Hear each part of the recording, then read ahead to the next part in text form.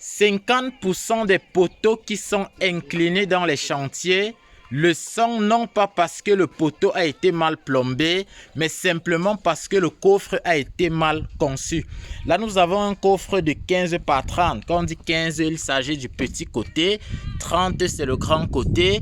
Et puis la longueur, elle fait 3 mètres 20. C'est vrai qu'on peut faire une hauteur de 3,20, mais après, on met le niveau du coulage même à 2,90. Alors, quand on conçoit le coffre, premièrement, vous devez savoir que la valeur de 15 cm-ci, c'est une valeur délicate qui est obtenue après dimensionnement.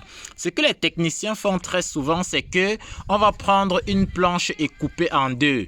Très souvent, la planche va nous donner 14. Au pire des cas, 14,5. On se retrouve déjà en train de ne pas avoir la section du poteau qui devait être de 15. Dans le sens de 30, on est obligé de relier deux panneaux, comme vous avez vu ici. On relie deux planches, je vais dire deux planches pour faire un panneau.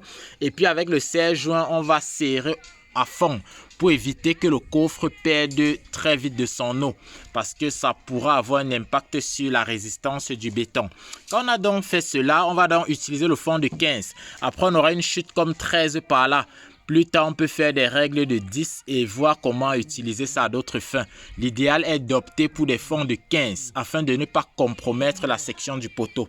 Pour revenir à l'inclinaison, si vous ne faites pas attention, si le coffre n'est pas à 30, ici à la base, vous allez voir, on frappe le bleu là, on met un point de repère là, et puis on va donc frapper le bleu sur toute la ligne. Ça va nous donner 30. Voilà une première condition pour que lorsqu'on plombe le coffre, que ça nous donne quelque chose à niveau. Maintenant, la petite remarque ou alors la petite astuce que je fais à mes collègues techniciens, vous me passez le mètre s'il vous plaît, c'est qu'on va donc, quand on a fini de concevoir le coffre, l'épaisseur des fonds peut induire les techniciens en erreur. Parce que parfois, vous allez voir des fonds de 1,5 cm. Vous allez voir des fonds de 2 cm, de 2,5 cm. Parfois, ça va même à 3 cm. Quand il faut donc concevoir le couvercle, on doit prendre ce paramètre en compte. Regardez, on va donc mesurer la distance finie ici parce que le couvercle vient donc pour emboîter cette partie. On va mesurer cette distance finie. Dans le cas d'espèce, on mesure en bas parce que vous convenez que si tu mesures en haut, ça peut entrer tout comme ça peut sortir. On mesure en bas qui est la partie fixe. Regardez, quand on mesure en bas, on a 35. On a 35. C'est vrai, je vois un milli là, mais c'est parce que l'élément c'est un peu écorché. On a 35. On va donc reproduire les 35 là ici. Au pire des cas, on peut ajouter 1 milli. Ça fait 35 milli pour permettre qu'il y ait un jeu et ça va permettre que le couvercle s'emboîte facilement sur le coffre. Si au lieu de 35, dans certains coffres, on peut avoir 34.